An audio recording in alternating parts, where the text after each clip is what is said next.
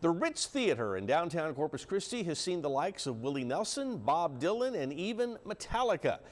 Closed its doors back in 1989, but for the last decade, a nonprofit group has made it their mission to restore that building.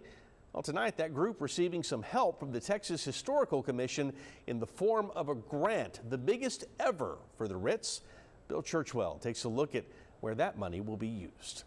Taking a step inside the old Ritz Theatre here on Chaparral Street is like taking a step back in time. No one knows that better than George Casanova. Yes, when I saw the door open, I had to come in and look. We spotted him peeking around the corner on his way to take his grandkids to karate class and invited him inside. And look how big, massive this place is. Look at that. Turns out it is his first time back in the theater since the 1980s. In fact, he performed right here on the stage. We did a play called The Battle of Corpus Christi.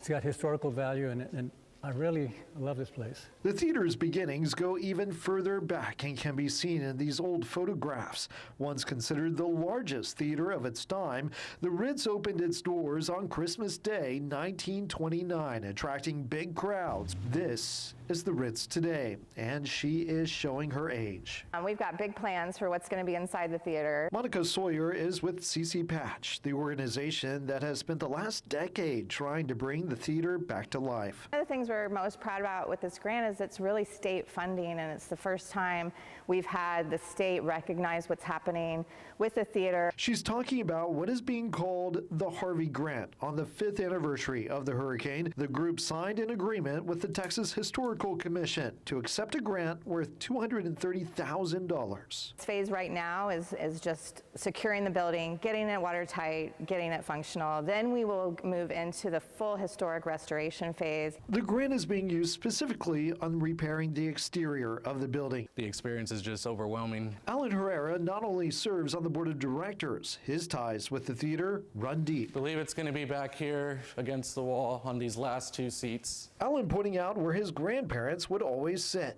Years later, it's also the place where he and his wife said their I do's. History for this city is something that gets overlooked.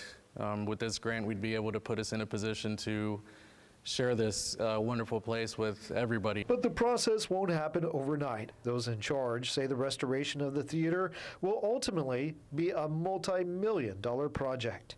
Bill Churchwell, 3 News. All right, thank you, Bill.